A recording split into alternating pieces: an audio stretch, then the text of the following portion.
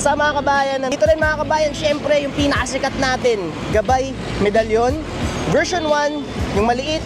Version 2, yung marindagit, yung merong kalabaw para sa nangangailangan ng gabay at pampaswerte sa career, health, love life, and finance. Peace!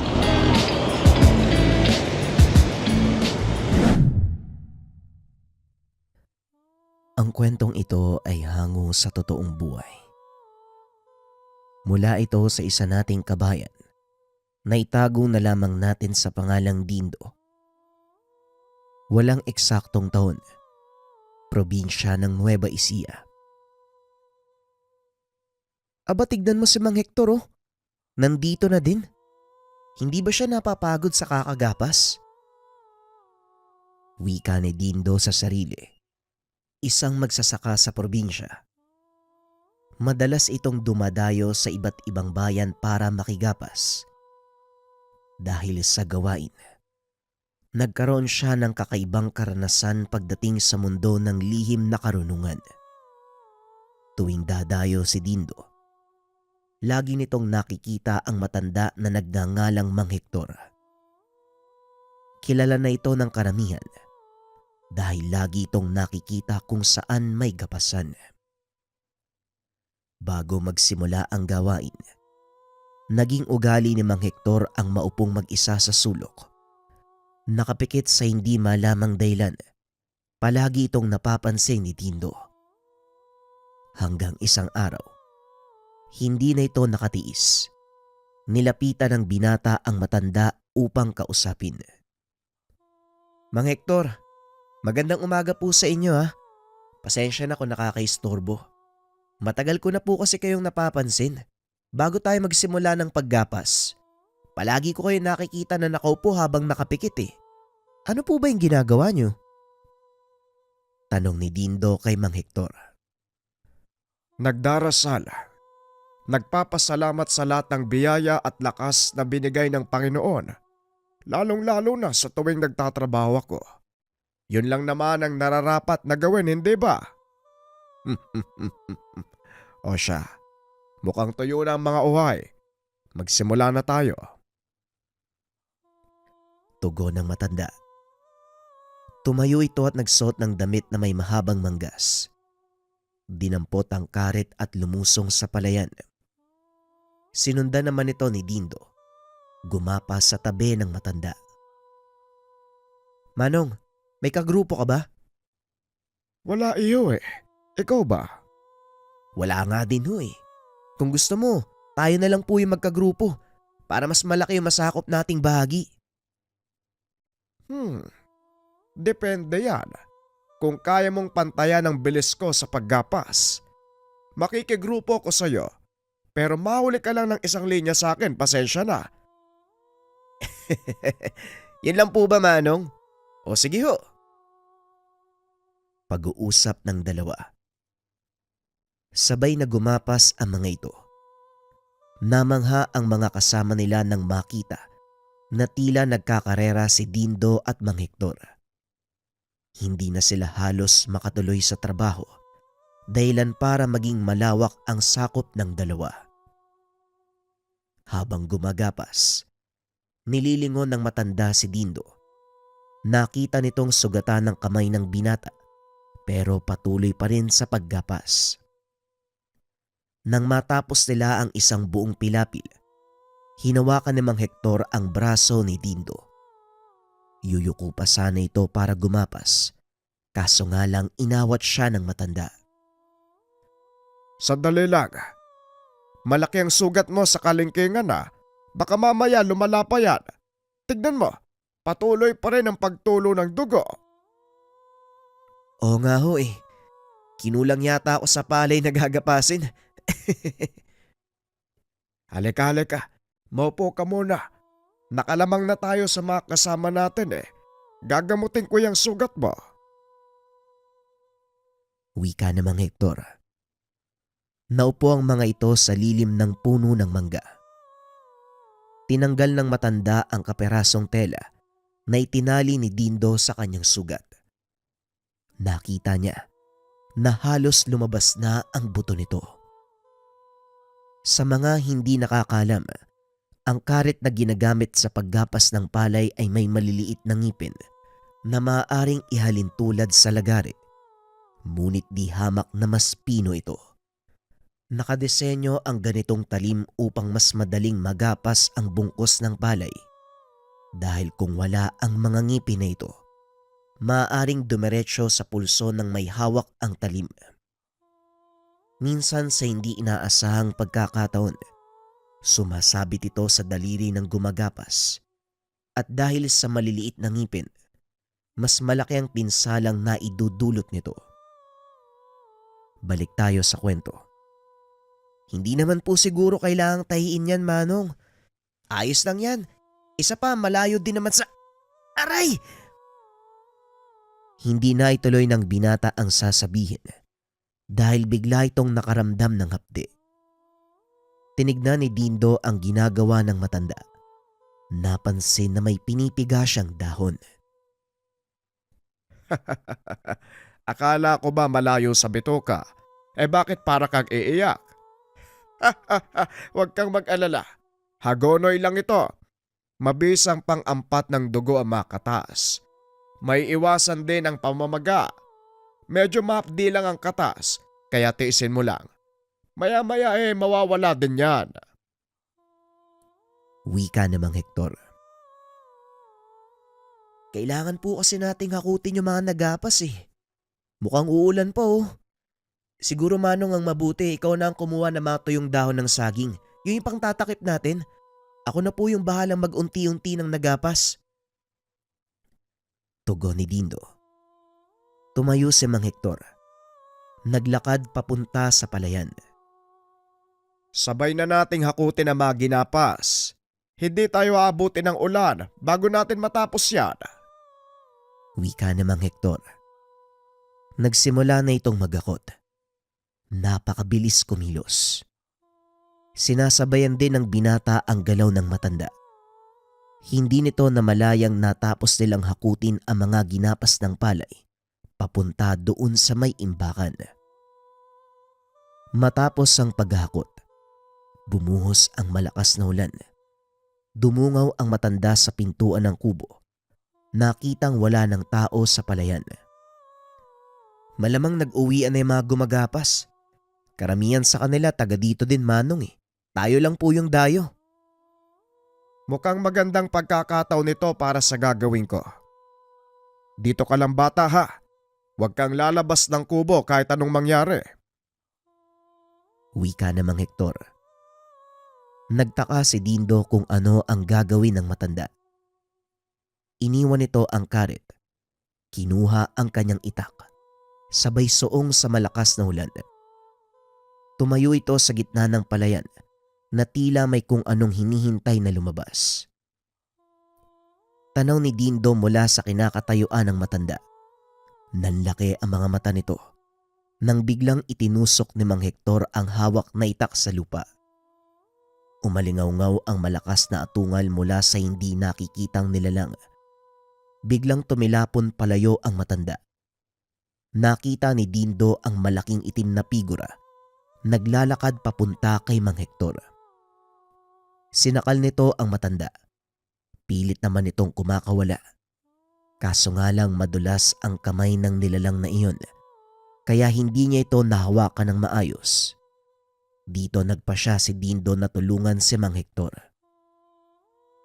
Dinampot nito ang dalawang karet. Dali-daling tumakbo sa kinaroroonan ng matanda. Tinagpas ng binata ang kamay na nakasakal kay Mang Hector. Gamit ang isa sa mga hawak na karet. Naputol ito at naging putik. Ibinato ng binata ang isa pang karet na tumarak naman sa ulo ng nilalang. Dahil sa ginawa ng binata ay tuluyan itong umatras. Naiwan ang isang tumpok ng napakaitim na putik. Ay naku, napakatigas talaga ng ulo. Bakit ka lumabas ng kubo? Pasensya na po kayo Manong. Nakita ko po kasi na kailangan nyo ng tulong eh. Ano po ba yung nilalang na yun? Kontrolado ko ang sitwasyon. Ang nilalang na pinutulan mo ng kamay ay isang uri ng ingkantong lamaw. Sila ang nagbabantay sa mutya ng putek. Gayon, paano kung makukuha ang mutya? Wala na dito ang nilalang. Mutya? Manong, totoo ba yung mga yan? Nang makita mo ang nilalang, naniwala ka ba o hindi? Naniwala po. Kasi nasa harapan ko na siya eh. At ako mismo yung pumutol ng kamay niya. Pero sa mutya, hindi ko po alam na merong mga ganun eh. Hindi pa kasi ko nakakakita. Hanapin mo ang naiwan niyang tumpok ng itim na putek. Ikaw mismo ang makakasagot sa tanong mo. Tumpok ng itim na putik. Teka, Manong, ito ba yun? Tugon ni Dindo. Sabay turo sa itim na putik na nasa paanan niya. Naku, naloko na. Inapakan mo pa. Alisin mo yung paa mo. Tugon ni Mang Hector. Dali-dali namang inangat ng binata ang paa. Dinakot ni Mang Hector ang putik. Nasaan po yung mutya? Ito mismo ang mutya ng putek. Tignan mo, manood ka. Wika ng matanda. Inilapit nito sa kanyang bibig ang kamay na punong-puno ng itim na putik. Inusala ng dasal. Nagulat si Mang Dindo nang unti-unting namuo ang itim na putik. Naging bato na halos kasing laki ng hintuturo. Nasaan na ho yung itim na putik? Ito na nga, bakit ba ang kulit mo? Ang batong hawak ko ngayon ay ang mutya ng putek. Pero hindi ako nagmamay-ari nito. Nasa sayo kung gusto mo itong kunin. Ano po bang magagawa ng mutya na yan? At saka Manong, paano nyo nagawang patigasin yung putik? Sa susunod mo na itanong sa akin ang mga bagay na yan. Sa ngayon, magpasya ka.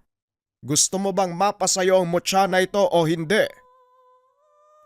Bahala na nga. Sige Manong, amin na ho yung mutya ng putik. Tugon ni Dindo. Inabot ito ng binata at naglakad palayo. O ayan, kunin mo. At harapin mo ang ikalawang pagsubok ng gabay nito. Teka, gabay? Anong gabay? Manong! Tanong ni Dindo.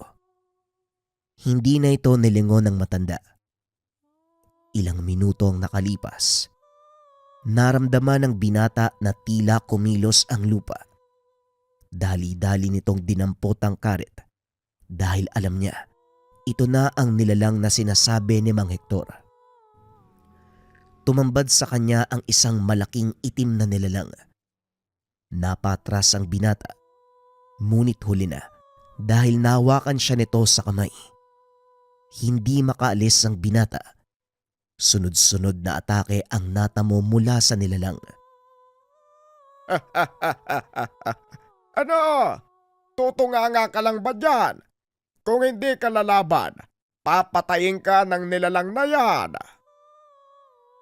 Wika ni Mang Hector sa loob ng kubo. Sa isip-isip ni Dindo, wala siyang panama sa kalaban dahil bukod sa napakalaki nito, madulas din ang katawan. Kahit anong gawing pag-atake ng binata, hindi ito tumatalab. Unti-unting nanghina si Dindo at lumalabo na ang paningin. Nang bigla nitong maalala ang ginawa niyang pagtagpas sa kamay ng engkantong putik. Itinaas nito ang karet at idinantay sa kamay ng elemento. Buong puwersang hinila. Nagawang makawala ni Dindo habang iniinda ng nilalang ang sakit mula sa natamong pinsala. Ang mutyang hawak mo, yan ang habol nila. Kung ako sa'yo, ilalagay ko yan sa ligtas na lugar. Wika ni Mang Hector. Walang nakitang paglalagyan ng binata. Kaya naman nilunok niya ang itim na bato. Napasapo sa ulo si Mang Hector dahil sa ginawa ni Dindo. Ay, naku naman, paano mo ngayon ilalabas yan? Ay, talaga oo, hindi nag-iisip tong batang to eh. Wika ni Mang Hector. Muling sumalakay ang nilalang at sa pagkakataong iyon, sinalubong ni Dindo ang kamay nito gamit ang karet. Sunod-sunod na taga ang ibinigay ni Dindo sa nilalang hanggang sa matadda dito at kusang tumakas papalayo doon sa lugar. Naupo na lang si Dindo habang hinahabol ang hininga. Maya-maya pa, bigla itong nakaramdam ng pagsama ng tiyan. Dali-daling tumayo ang binata at tumakbo sa tabi ng sapa. Maya-maya ay bumalik ito bit-bit ang itim na bato. Ay, naku talaga, oo. Kusa naman palang lalabas. Ano ngayon? Naniniwala ka na ba sa mga mutya? Oo, Manong. Pero hindi mo pa rin nasasagot yung tanong ko eh. Ano ho ba yung bisa ng mutya na to? Hanggat nakalapat sa lupa ang mga paa mo, hindi katatabla ng sandatang gawa ng tao. Gagaling din ang mga natamo mong pinsala at bukod pa dyan, may taglay ding sa bulag ang mutya ng putik. Hindi ka makikita na makaaway mo sa oras na dumapa ka sa lupa. Wika ni Mang Hector. Namangha si Dindo sa kakayahang taglay ng tangan. Ngunit hindi pa niya ito nasusubukan. Kaya medyo nagdadalawang isip pa ito.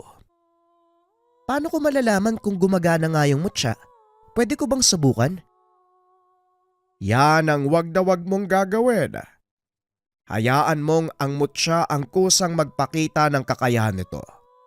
Dahil ang pagsubok sa isang mutya, hindi paglapastangan sa gabay nito. Tugon ng matanda. Matapos ang pangyayaring iyon, lubos na nagbago ang buhay ni Dindo. Naging matalik na magkaibigan ang dalawa. Pinaliwanag din ng matanda ang dahilan kung bakit siya dumarayo sa ibang baryo at bayan para mangolekta ng mutya. Ano naman po yung ginagawa niya sa mga mutyang nakukuha? Kinokolekta ko lang sila. Ginagamit kung saan sila mapapakinabangan, gaya ng panggagamot at proteksyon sa sarili. Wika ni Mang Hector. Ibig pong sabihin, manggagamot din po kayo? Tanong ni Dindo. At para hindi na muling magtanong pa, isinalaysay ni Mang Hector ang naging buhay sa nakaraan. Aatras tayo ng maraming taon. Ayon sa matanda, dati rin siyang hindi naniniwala sa bisa ng mga mutya. Ngunit nang maging sundalo at nakipaglaban sa mga rebelde, nagkaroon siya ng inkwentro na lubusang nakapagpabago ng buhay at paniniwala. Isa sa mga pangkat na nakalaban nila ay ang kilalang grupo ng Ilaga. Hindi inaasahan ang inkwentrong iyon. Habang naglalakad sa bayan upang magpatrolya, nakasalubong nila ang pangkat ng armadong kalalakian. Bilang tagapangalaga ng kapayapaan sa lugar, sinita na mga kasama niyang sundalo ang grupo. Dito na nagkaroon ng inkwentro. Mabilis na nakapagtago sina Hector at ang ilan sa mga kasama. Gumante ng putok ang mga ito. Laking gulat ng binatang si Mang Hector dahil tila hindi tinatabla ng bala ang kalaban. Sinipat ng binata ang isa sa mga ito. Sigurado siyang tinamaan sa dibdib. Natumba ang lalaking iyon. Kaso nga lang ilang segundo ang nakalipas. Muli itong tumayo at nakipagbakbakan. Nang mga sandaling iyon, halos lahat ng kasama niya ay sugatan at ang ilan ay nasawi na. Nagpa siya ang binatang umatras. Saka pa lamang nito na pag-alaman na napapaligiran na sila ng napakaraming rebelde. Nanatili sa pinagtataguan si Hector para manatiling buhay. Hindi sinasadyang napansin ito ng isa sa mga kalaban. Isang lalaking tinatayang nasa edad 40 ang lumapit sa kanya. Tinutukan siya ng baril sa ulo.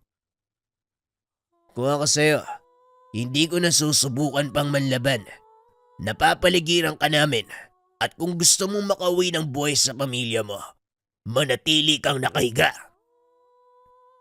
Wika ng lalaki. Bagay na ipinagtataka ni Hector. Dahil nakita nito ang mga kasamahan ng lalaking iyon na sinisigurong patay na ang mga sundalo bago nila iwanan. Sabihin mo sa akin, bakit mo to ginagawa? Pabulong na wika ng binatang Hector. Sabihin na lang natin na ayokong pumatay ng tao dahil labag yon sa paniniwala ko. Binibigyan kita ng pagkakataong mabuhay. Gamitin mo ito para maging mas kapaki-pakinabang. Eto, isuot mo. Siguradong dadaanan ka ng ilan sa mga kasama ko at sisiguraduhin patay ka na. Makakatulong yan para makaligtas ka. Wika ng lalaki. Mahinang nag-uusap ang mga ito upang hindi marinig na mga kasama na nasa malapit. Hindi ko man maintindihan ang gusto mong gawin. Pero sige, magtitiwala ako sa'yo. Sana lang magkaroon ng pagkakataong magkita tayo uli. Mukhang malabo nang mangyari ang bagay na yan, kaibigan. Pero kung sakaling ipag-adya ng panahon at makaligtas ka sa sitwasyon, hanapin mo ang pangalang Mando sa bayan. Sige na, maiwan na kita. Wika ng lalaki. Matapos ay pasimple itong naglakad palayo. Isinuot ni Hector ang ibinigay na kwintas na natiling nakaiga habang pinakikiramdaman ng paligid. Ilang sandali pa, isa sa mga rebelde ang dumaan, pinaputukan ng binata sa dibdib. Ramdam ni Hector ang pagtama ng mainit na bala sa katawan, maging ang matinding sakit na dulot nito. Nawalan ng malay ang binata. Naisip niyang yun na ang katapusan. Ngunit nagising si Hector nang maramdamang binubuhat siya ng mga kasamang sundalo na rumisponde. Pagdating sa pagamutan, kinapa ng binata ang katawan at nagulat ito. Ni isang sugat, wala siyang natamo.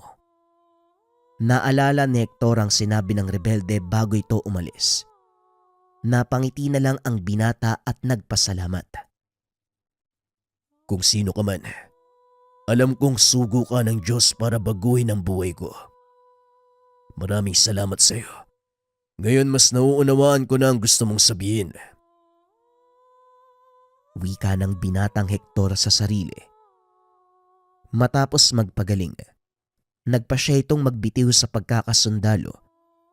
Hinanap sa bayan ang lalaking tumulong sa kanya. Hindi naman nabigo si Hector dahil kilala ang lalaki sa lugar na iyon. Natagpuan niya ito sa isang maliit na nayon sa gawing dulo ng bayan. Napag-alamang isa itong mahusay na manggagamot sa lugar. Para masigurong tama ang impormasyon, nagtanong-tanong pa sa paligid ang binata. Itinuro siya ng mga tao sa isang maliit na dampa.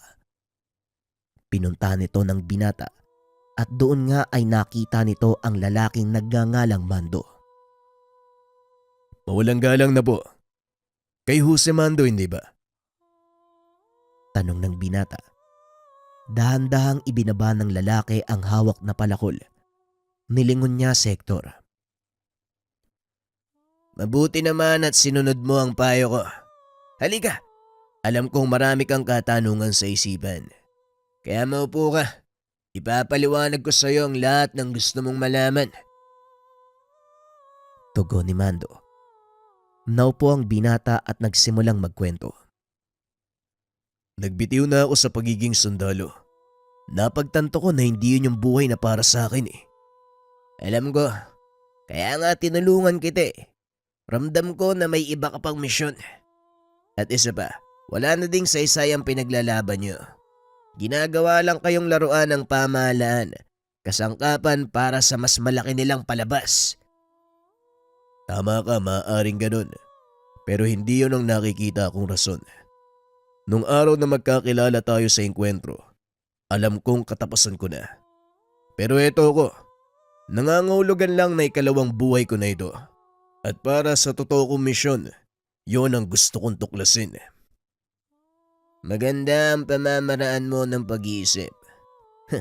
Gusto ko ang ugaling yan, pero ang tanong, magagawa mo bang mabuhay sa ganitong lugar? Aminado kong hindi ako lumaki sa ganitong pamumuhay, pero sisikapin ko makasanayan. Kung ito ang landas na dapat kong takin, Pero isang katanungan pa. Ano ang kwintas sa binigay mo sa akin? Bakit hindi ako tinatabla ng bala? Mutya ng bakala ng tawag sa kwintas na yan. Isa itong makapangyarihang gamit na makukuha sa kalikasan. May kakayahan itong magbigay ng proteksyon sa may tangan. Mutya, parang agimat, parang bertud. Oo, tama ka. Pero bakit mo ako niligtas? Sa dinabi-dami ng mga sundalo ng mga oras na yon, bakit sa akin mo ibinigay ang mutya? Gaya ng sinabi ko sa'yo, nakita kong mali ang landas na tinatahak mo. Ngayon kung magtatanong ka lang ng magtatanong, wala tayong mararating. Eto, ituloy mo ang pagsisibak ng kahoy. Simula ngayon, tutulong ka sa gawaing bahay. May maliit din akong taniman ng mga gulay at alamang gamot. Alagaan mo yon at tuwing umaga, papakainin mo ang mga manok, maliwanag ba? Maliwanag, Mando. Tawagin mo akong maestro. Simula ngayon ako magiging guru mo. At kung gusto mong matuto, sumunod ka sa mga sasabihin ko. Pag-uusap ng dalawa. Ang araw na yon ang naging simula ng panibagong yugto ng buhay ni Hector. Sinanay ito ni Mando upang maging isang manggagamot. Kalaunan tinuruan kung paanong mangalap ng sariling mutya. Itinuro din ng maestro ang pamamaraan kung paano niya ito papasunurin. Ang pinakaunang mutya ni Hector ay isang uri ng bato na kung tawagin ay marindagit. Nagtataglay ito ng malakas na gabay, kaya naman nahirapan ang binatang pasunurin ito. Halos ikamatay ni Hector ang pakikipaglaban sa nilalang na nagbabantay dito. Ngunit kalaunan, nagawa niyang pasukuin ang elemento at tuluyang nakuha ang mutya. Habang ginagampanan ang pagiging manggagamot, paminsan-minsan ay lumalabas ang dalawa upang mangalap ng mutya. Isabay na rin dito ang kasangkapan para sa panggagamot. Habang naglalakad sa kagubatan, nag-uusap ang dalawa. Nabanggit ni Mando ang isang uri ng makapangyarihang mutya. Alam mo ba, Hector, may isa akong mutya na nais makuha. Pero napakailap. Hindi basta-basta magpapakita. Ito ang mutya ng dahong palay. Ano naman po ang bisa nun, maestro? May kakayahan itong gumamot ng kahit anong karamdaman. Mapapisikal, gawa ng tao o kahit gawa ng engkanto. Sa tamang pagsasanay, nagagawa nitong makabuhay ng patay. Nagulat si Hector dahil hindi nito inakala na may ganong uri ng bertud. Saan naman makukuha ang ganong uri ng mutya, maestro? Sa palayan. Mahirap hanapin ang mutyang yun, Hector. Maliban pa dito, malakas din ang nilalang na nagbabantay. Kaya kung sakaling makita mo man ito, hindi mo rin kaagad-agad makukuha. Maliban na lang kung talagang determinado ka at wala kang takot sa kamatayan. Tugon ni Mando. Napalunok ng laway ang binata dahil sa mga sinabi ng maestro. Siguro, kung ako yung tatanungin, hindi ko nalang gugustuhin pang makuha ang mutya na yan kung sakali. Hindi sapat na dahilan yun para mamatay. Wika namang Hector. Huminto si Mando sa paglalakad. Nilingon ang binata. Hindi mo alam ang kapangyarihan ng mutya na yon. Oo, mahirap kalabanin ng gabay at hindi mo ito mapapatay. Pero sa oras na mapatunayan ng gabay na karapat-dapat ang taong nag-aangad nito, walang pagdadalawang isip niyang isusuko ang mutya. Makukuha din ng taong yon ang katapatan ng engkantong gabay nito. Ano po ba yung engkantong gabay ng mutya ng daong palay? Maharlik ang diwata ang kadalasang gabay ng mutya ng daong palay. Kaya walang sino man ang nagnanais na kunin ito. May ilang sumubok pero hindi nila nauunawaan ng lubos ang mga pagdaraan ng pagsubok. Kaya nabibigo silang makuha ito Maging ako sinubukan ko rin gawin yun. Pero gaya ng karamihan, nabigo ako. Siguro, kung darating man yung pagkakataon na makaengkwentro ko yung mutya ng daong palay, kusa na lang ako iiwas. Wika ni Hector. Napailing na lang si Mando dahil hindi lubusang naunawaan ng binata ang gusto niyang iparating. Talagang kulang ka pa sa kaalaman. Tara na, medyo malayo pa ang pupuntahan natin. Ilang oras pa ng paglalakad. Nakarating ang mga ito sa palayang bagong tanim. Naglalakad sa pilapil ang dalawa at napapansin ni Hector. Humihinto si Mando sa tuwing napapadaan sila sa nagkukrus na pilapil. Maestro, binibilang mo ba yung nagkukrus na pilapil? Napapansin ko kasi, kanina ka pa pahinto-hinto sa paglalakad mo. Oo, Hector. Tama ka. Dahil sa lugar na to mismo nagpakita sa akin ang mutya ng daong palay. Doon sa ikapitong krus ng pilapil. Teka, huwag mo sabihing susubukan muli na kunin ang mutya ng daong palay. Oo, pero hindi ako ang gagawa nun. Lipas na ang pagkakataon para sa akin, Hector. Kaya ikaw na ang susubok na kumuha nito. Wika ni Mando. Nagulat si Hector sa sinabi ng maestro. Hindi nito akalain na ang mismong araw na yun, masusumpungan niya ang isang malakas na mutya. Teka maestro, hindi ba ako handa? Mas malakas ang mutyang yan at hindi sapat ang kakayahan ko para kalabanin ang gabay. Kaya mo yan, Mando. Malaki ang tiwala ko sa'yo. Ang kailangan mo nang gawin ay magtiwala sa sarili mo. Dito na muna tayo sa puno ng mangga. Antay nating lumabas ang bilog na buwan.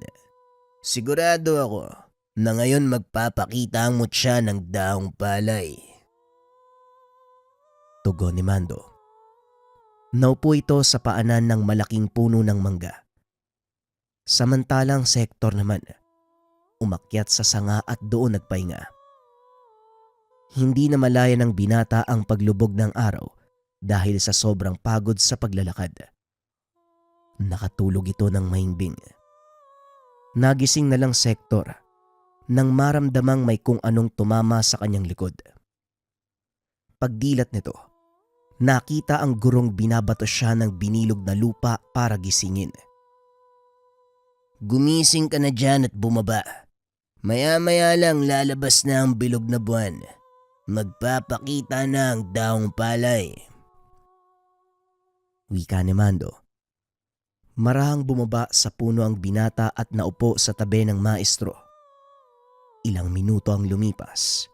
Sumilip na ang bilog na buwan. Paano po natin malalaman kung nandyan na ang mutya ng daong palay? Titigan mong mabuti ang palayan.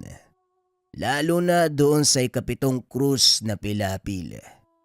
Malalaman mong siya ang mutya dahil sa lahat ng mga nakapaligid na palay.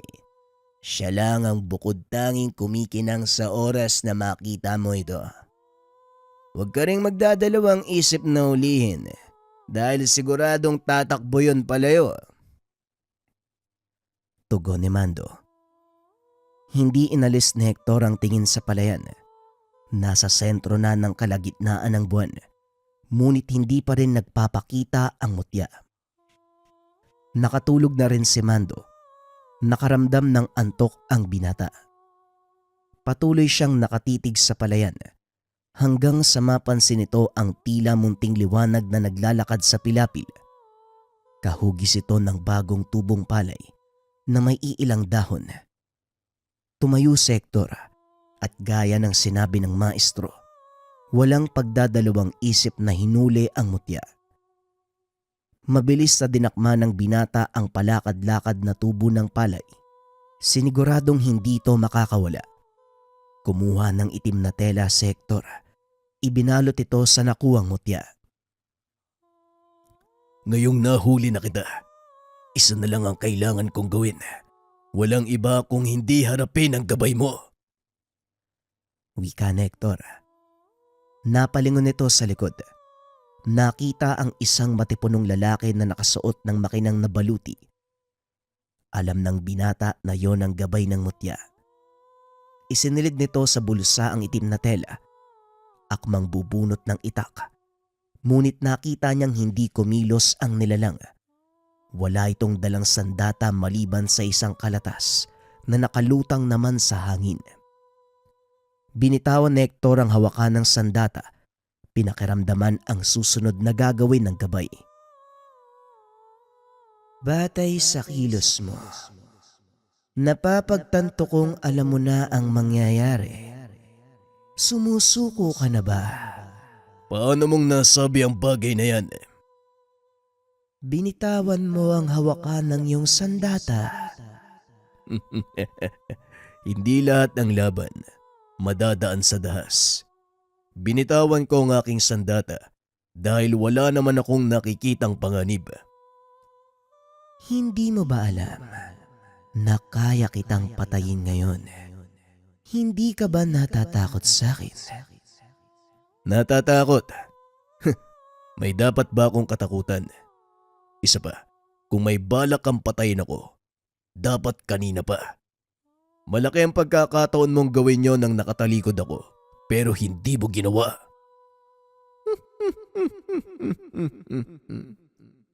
Sa lahat ng sumubok na kunin ang mutya ng dahong palay, ikaw ang kauna-unahang tao na nakagawa ng tama.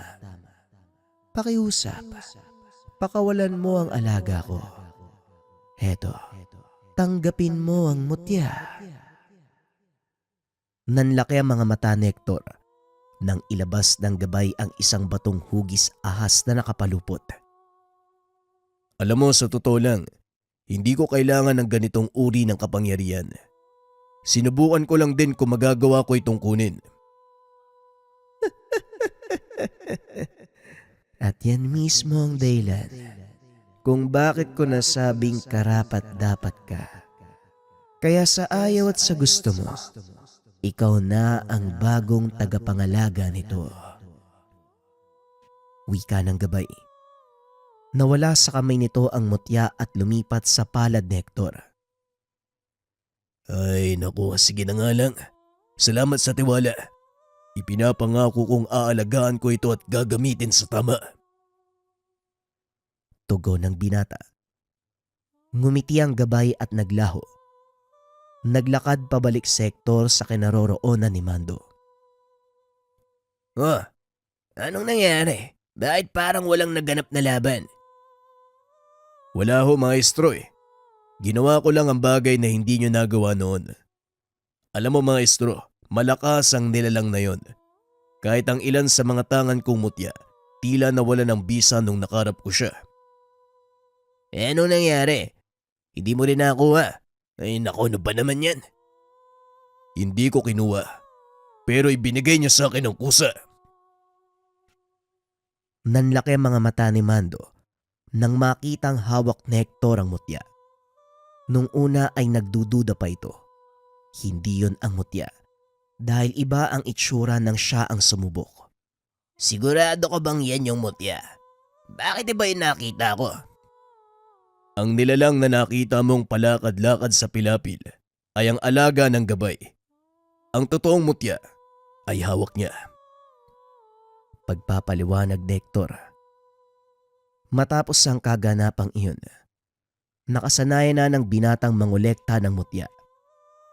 Hanggang sa namaalam si Mando dahil sa katandaan.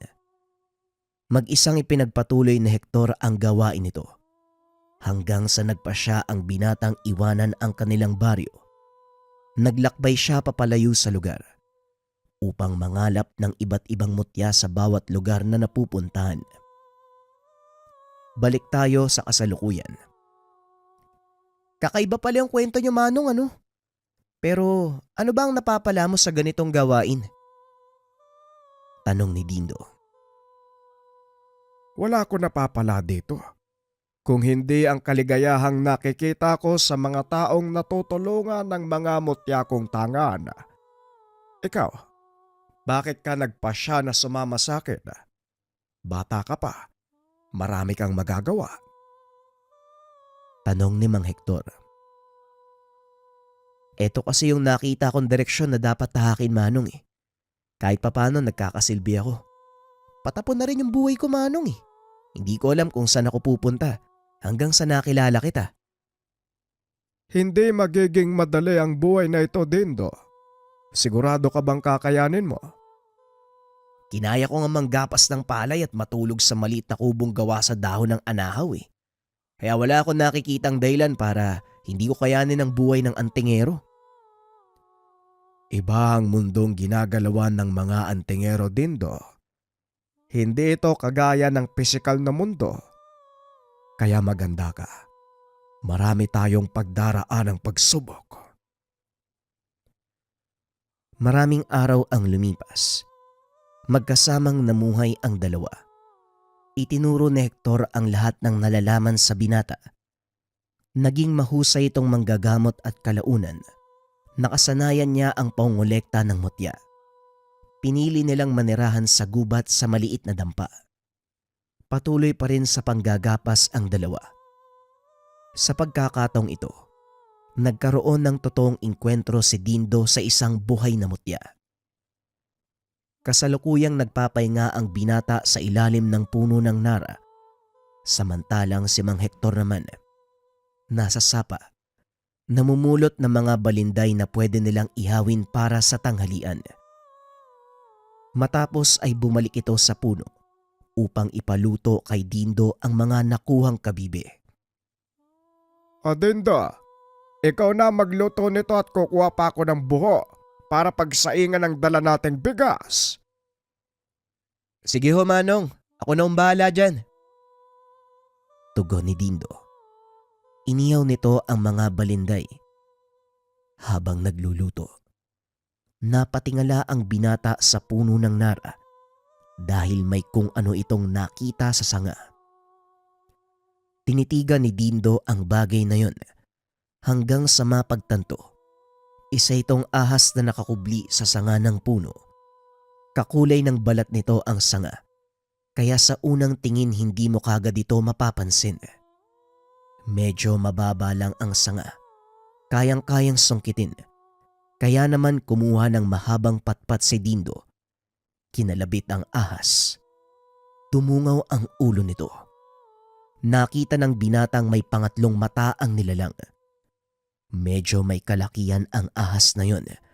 Alam ni Dindo na hindi ito pangkaraniwan. Binitiwan ng binata ang patpat. Hinayaan itong umalis. Nabaling ang atensyon ng binata nang maamoy nitong nasusunog ang kanilang ulam. Ay naku po, ano ba yan, Dindo?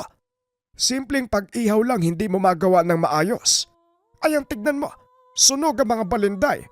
Mabuti na lang at nakakuha ko ng ilang prutas. Pasensya na po kayo, Manong. May nakita kasi kong kakaibang ahas sa sanga ng nara eh. 3 po yung mata at... Hindi natapos ang sasabihin dahil pinigilan nito ni Mang Hector. Huwag ka munang magsalita. Mukhang alam ko na ang tinutukoy mo. May naninirahang mutya sa punong ito. At yon ang dahilan kung bakit may mga engkantong lumalapit. Tugon ni Mang Hector. Ayon pa dito, napansin niya ang kakaibang pangyayari sa puno pagdating pa lamang nila sa gapasan. Balak niyo po bang kunin yung mutya, Manong? Makapangyarihan ang mutyang nananahan dito, Dindo. Hindi ko papalampasin ang pagkakataong makuha ito. Tugon ni Mang Hector. Tila nawala ang gutom ng mga ito nang malamang may mutyang nananahan sa lugar. Pagkatapos ng gapasan, isa-isang nagsiuwian ang mga tao. Nagpa siyang magpaiwan ng 2 para antayin ang paglabas ng mutya. Lingid sa kalaman ni Dindo na ito ang pinakamahirap na laban na haharapin. Maya-maya lumapit ang 2 sa puno. Inantay ang pagdilim ng buwan. Nanlaki ang mga mata ni Dindo nang makitang nagliwanag ang puno ng nara. Lumabas mula dito ang isang makinang na bato. Tignan mo nga naman.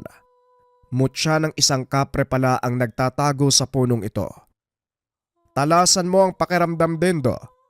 Maaring nasa paligid lang ang may-ari ng mutya. Inaantay tayong lumapit. Bakit Manong? Ano po ba yung nilalang na nagmamay-ari ng mutya ng... Hindi na ituloy ni Dindo ang sasabihin. Tumambad sa kanya ang malaking itim na nilalang. May hawak na malaking tabako. Inilapit ito ng nilalang sa mutya. Kusang dumikit. Nagsilbing baga sa sigarilyo ng kapre. Kapre, yan ang nagmamay-ari ng mutya. Kung gusto mong makuha yan, kailangan mong makipagbuno sa nilalang at agawin sa kanya ang tabako. Ano? Kaya mo ba? Nandito na ho tayo eh. Hindi na siguro masamang subukan. Tugon ng binata. Dali-dali nitong kinuha ang karet at sinugod ang kapre. Ngunit isang hambalos lang ng malaking kamay ng nilalang. Tumilapo na ang binata. Tumawa ng malakas ang kapre habang humihit ng tabako. Tumayo si Dindo at muling sumugod. Pinapanood lang ito ni Mang Hector. Ilang beses nang tumalsik ang binata, kaya nagpa siya ang matanda na makisali. Tumabi ka. Ako na ang makikipagtuos sa kanya. Naglabas ng mahabang lubid ang matanda. Dinasalan at winasiwas. Tumayo sa kinaupuan ng kapre at hinarap si Mang Hector. Naglakad ang matanda palapit sa nilalang. Iwinasiwas ang hawak na lubid. Pumulupot ito sa paanan ng nilalang. Matapos ay buong lakas itong hinatak ni Mang Hector. Dahil sa lakas ng pagkakahatak, natumba ang nilalang. Kinuha ng matanda ang pagkakataon na gupitin sa katawan. Makailang beses na inataw ng matanda ang kapre hanggang sa sumuko ito. Kusang inabot ang kanyang hawak na tabako. Ganyan lang magpatumba ng kapre. Eto, kunin mo. Wika ni Mang Hector habang inaabot ang mutya sa binata. Bakit niyo ho binibigay sa akin to? Ikaw ang nakakuha, Manong. Kaya ikaw ang nagmamay-ari niyan. Oo, tama ka. Pero kung kukunin ko yan, dalawa na ang mutya ng kapre ko. Sa tingin mo, bakit ko nagawang talunin ng damulag na yan? Tanong ni Mang Hector. Napagtanto ni Dindo na natalo ang kapre gamit ang sarili nitong lakas at yon ang ikalawang tanga ng binata. Makalipas ang ilang buwan, tuluyang lumakas si Dindo. Kasabay nito ang karagdagang kaalaman sa panggagamot. Malayo na ang narating mo, bata. Sino mag-aakalang lalakas ka ng ganito? Dahil po yun sa inyo, Manong. Pero alam kong marami pa akong kailangan matutunan. Kaya mananatili ako sa tabi niyo hanggat maaari. Magaling.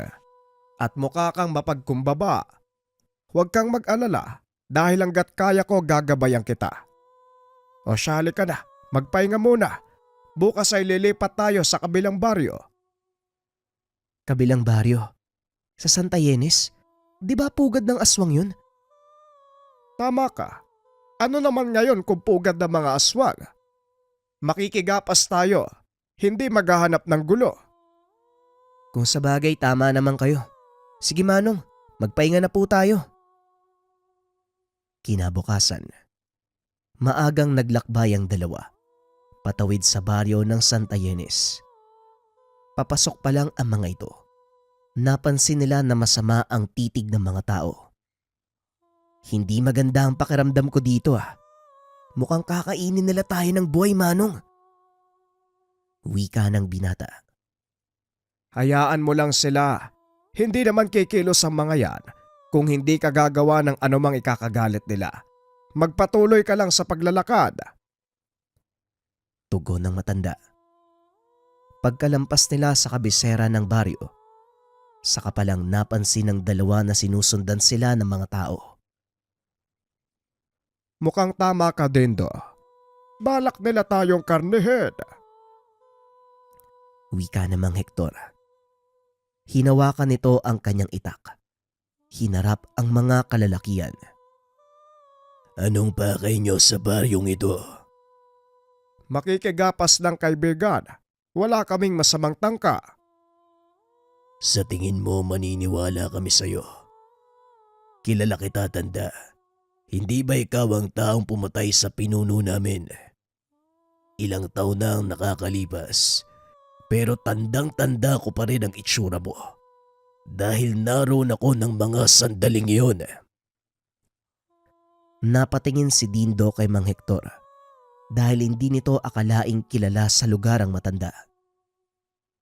Kasalanan ng pinuno nyo kung bakit siya namatay. Sinalakay niya ang isang tahanan at pinatay ang anak ng mag-asawang nakatira doon. Ano sa tingin mo ang gagawin ko? Nagmakaawa sa'yo si Pinuno, pero hindi ka nakinig. Ang lakas ng loob mong magpakita dito. Malakas ang loob ko dahil wala naman akong dapat ikatakot. Ganun ba? Tikman mo ang paghihiganti namin. Hindi kayo makakalabas ng buhay. Wika ng lalaki habang nagpapalit ng anyo. Dindo, maging alisto ka. Mabilis silang kumilos at may laso ng kanilang kagat at kalmot. Areglado, Manong. Dito ko masusubukan ng mga bago kong tangan. Hinawakan ng binata ang mutya. Nag-usal ng dasal. Sabay balik nito sa loob ng kanyang damit. Matapos ay kinuha ang mutya ng kapre mula sa bulsa. Inilagay ito sa kanyang bibig. Samantala ang mutya ng putik na ibinigay sa kanya ng matanda ay kusang nagkaloob ng balabal, pangontra sa tigalpo ng mga aswang. Ramdam ni Mang Hector ang biglang pagtaas ng antas ng enerhiya ng binata. Maging ito ay nasorpresa sa kinalabasan ng pagsamay nito ang kakayahan ng tatlong mutya. Biglang nawala ang aswang sa kinakatayuan. Lumitaw sa likuran ng binata. Inundayan nito ng kalmot si Dindo, ngunit hindi nagawang tamaan dahil bigla itong naglaho. Sino ba kasing inaatake mo dyan? Nandito ako! Wika ni Dindo, sabay suntok sa kalaban. Umangil ito ng malakas. Isa-isang nagsipagsugod ang mga kasamahan ng aswang. Tignan natin kung uubra ang bilis mo sa dami namin. Kailangan mo ba ng tulong dyan, Dindo? Hindi na ho, Manong, dyan lang ho kayo. Ako nang bahala sa mga to. Naupo ang matanda sa putol na puno habang pinapanood na ilang paso ni Dindo ang mga aswang. Hindi kinaya ng napakaraming nilalang ang lakas ng binata. Nagsipagtakbuhan ang mga ito. Pweh! Wala pala kayong sinabi.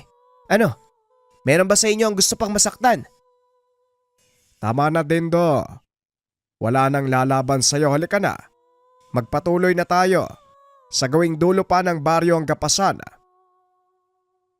Wika namang Hector. Ngunit ayaw magpaawat ng binata. Hindi, Manong. Kailangan ko silang ubusin. Dahil paniguradong magasik lang din sila ng kasamaan.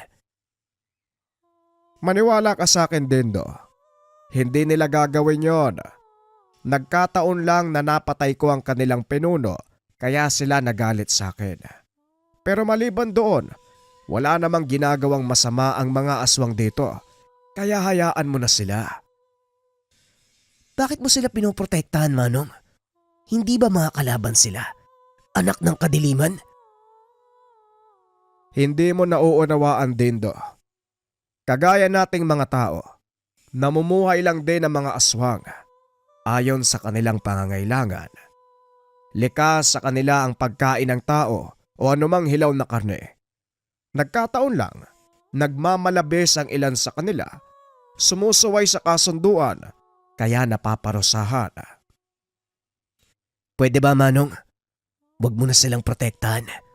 Susuyurin ko ang baryong ito at papatayin ko ang lahat ng makakasalubong kong aswang. Tugon ni Dindo. Sabay takbo pabalik sa kabisera. Dindo! Ay nako, naloko na. Nalasing ng kapangyarihan ng binatang ito gamit ang mutya. Hindi ko inaasahan na ganito ang magiging kakalabasan. Patawad, Dindo. Hindi kita nagabayan ng tama. Wika ni Mang Hector. Sinundan nito si Dindo. Ngunit sa kasamaang palad, marami ng aswang ang napatay nito. Magsipaglabas kayo kung talagang matatapang kayong mga aswang. Ang lalakas ng loob niyong sumalakay sa mga tao. Ngayong nasa harapan niyo na ako, ilabas niyo ang mga pangil niyo. Wika ni Dindo.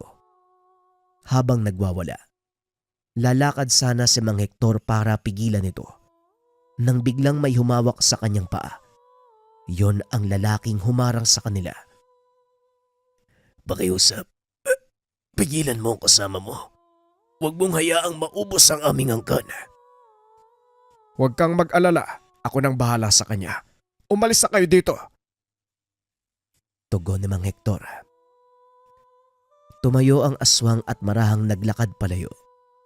Matapos ay hinarap nito si Dindo. Dindo, tumigil ka na.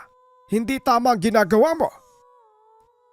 Bakit ba gusto mo akong pigilan? Para sa kabutihan ng ginagawa ko. Siguradong marami ang matutuwa kung mauubos ko ang kanilang angkan. Mali, Dindo. Masisira ang balanse. Masisira ang balanse sa ginagawa mo kaya tumigil ka na. Hindi, Manong. Ginagawa ko lang ang nararapat. Ito ang tadhana ko. Tinutupad ko lang ang tungkuling nakaatang sa akin. Wika ng binata. Napailing na lang si Mang Hector dahil alam nito na wala na siyang magagawa. Huwag mo kong piliting gamitin sa iyo ang pinaka-iniingatan kong tangan. Ngayon pa lang, itigil mo na ito. Bakit hindi mo subukan, Manong? Nagtataka ako sa iyo kung bakit mo ko pinipigilan. Gayong ikaw naman na nagturo sa akin ng lahat ng kaalaman ko. Para saan ba ang lahat ng to? Nagsisisi akong ipagkaloob sa iyo ang mutya ng kapre. Hindi ko akalaing ganito ang mangyayari. Aminin ko na ikaw ay produkto ng kabiguan ko. Wika ni Mang Hector. Habang inilalabas ang mutya ng dahong palay sa bulsa. Ito na lang ang nakikita niyang paraan para mapigilan ang mag-aaral. Gagamitin mo sa akin ang pinakamalakas mong sandata. Sigurado ka ba sa gagawin mo, Manong? Hindi mo ko kilala, Dindo. Gagawin ko ang lahat para maisaayos lang ang aking pagkakamali. Ito lang ang nakikita kong paraan. Patawarin mo ko kung hindi kita nagabayan ng maayos. Puro kasalita. Bakit hindi mo na lang subukang gawin? Tugon ng binata. Biglang nagbago ang ugali nito na tila sinasaniban. Itinaas ni Mang Hector ang mutya ng dahong palay. Nag-usal ng mga dasal. Matapos ay sinugod nito si Dindo na mabilis namang nakaiwas. Nagpatuloy ang laban ng mga ito hanggang sa mapuruhan ng binata ang matanda. Ano, tanda? Akala ko ba malakas ka? Hanggang dito ka na lang ba? Dahan-dahang tumayo ang matanda. Muling naglakad papunta kay Dindo. Lingid sa kalaman nito. Nagawa ng ikulong ng matanda ang kanyang kakayahan gamit ang mutya ng dahong palay. Ang mutyang ito may kakayahang magtanggal o magbalik ng buhay ng isang mutya. Kaya ang kadalasang tawag dito ay ina ng mga bertud. Diyan ka nagkakamali. Tignan mong mabuti ang katawan mo. Sa palagay mo ba, magpapatama ako sa iyo ng walang dahilan? Tugon ni Mang Hector. Sabay banggit ng susi na mga dasal. Kusang dumipa ang kamay ni Dindo dahilan para hindi ito makakilos ng maayos. Anong ginawa mo sa akin? Bakit hindi ako makagalaw? Hindi sa lahat ng panahon, lakas at tapang ang pinapairal. Minsan, kailangan mong pairalin ng utak, Dindo. Nagsisisi akong ituro sa iyo ang lahat ng alam ko. Hindi ko man lang nakita na maaaring humantong sa ganito. Pasensya ka na, pero hindi ko nahahayaang lumala pa ang lahat. Tatanggalan kita ng otoridad sa mga hawak mong mutya. Wika ni Mang Hector. Unti-unting nakaramdam ng panghihina si Dindo. Nakita nitong dumadaloy ang mga maliliit na sinulid ng enerhiya mula sa kanyang katawan. Ilang sandali pa ay tuluyan siyang nawalan ng malay. Maya-maya ay nagising ang binata. Wala itong maalala sa mga nangyari. Anong nangyari, Manong? Bakit nandito ako sa kubo? Wala din do. Walang nangyari. Napagod ka lang sa paghahakot ng mga inani nating palay. Kaya magpahinga ka muna. Ako na magpapatuloy. Tinanggal ni Mang Hector ang alaala ng binata tungkol sa mga mutya. Dahil alam niyang muling hangarin ng binata ang mga ito sa oras na maalala ang lahat. Matapos ang ilang araw, patuloy pa rin sa pagdayo sa mga gapasan ng dalawa. Hanggang sa makaramdam ng panghihina si Mang Hector. Alam ng matanda na yun na ang oras para magpahinga. Nakahiga ito sa kanyang papag habang kausap si Dindo. Alam kong marami ka pang dapat matutunan. Kaya huwag kang magpapadala sa mga masamang impluwensya. Gamitin mo ang puso sa tamang panahon at ang utak sa tamang lugar. Huwag na po kayo magsalita, Manong. Kailangan niyo pong magpahinga. Marami pa tayong bayan na dadayuhin. Tapos na ang paglalakbay ko sa mundo, Dindo. At kung ano man ang nasimulan ko, ikaw ang magpapatuloy nun. Eto, sa oras na hawakan mo ang mutya, magbabalik ang lahat ng alaala. Tandaan mo, gawin mo ang tama, iho. Ibaon sa limot ang masasakit na alaala at kabiguan. Mabuhay ka ng mapayapa at nasa panig ng Panginoon. Huwag ka namang magsalita ng ganyan, Manong. Ayoko pa pong mag-isa. Patawad, iho. Pero hanggang dito na lang talaga ako. Hanggang sa susunod nating pagkikita. Matapos ang pag-uusap na yun, tuluyan nang namaalam si Mang Hector. Nagbalik ang alaala ng binata. Pinagsisiyan nito ang mga nagawa. Pinagpatuloy ang panggagamot. Paminsan ay nangangalap ng mutya bilang libangan. Ibinabahagi ito sa mga taong karapat-dapat. Hindi inakala ni Dindo na aabot sa ganon ang kanyang karanasan. Ngunit kalaunan ay pinili nitong mamuhay ng payapa. Ibinaon sa limot ang mga pangyayari, lalo na ang mga masasakit. Sa kasalukuyan, patuloy pa rin nanggagamot ang binata. Sa katunayan, kinilala ito sa kanilang lugar. Sa bawat baryo, bayan at barangay na pinupuntahan, nagiiwan ito ng hindi makakalimutang alaala sa pamamagitan ng mga taong natulungan. Dinala ni Dindo ang lahat ng mga natutunan kay Mang Hector. Itinuro maging sa mga anak. Hanggang sa sumapit ang araw ng pagre-retiro. Sa kasamaang palad, wala ni isa sa kanyang mga anak ang nagmana ng kakayahan sa panggagamot. At ang mga mutyang ipinamana ng maestro, ibinaon kasama ng katawan ni Dindo. Gayunpaman, nanatili ang alaala nito sa kanyang mga mahal sa buhay, lalo na ang karanasan ni Dindo. Kasama si Mang Hector, ang matanda na nangungulekta ng mutya.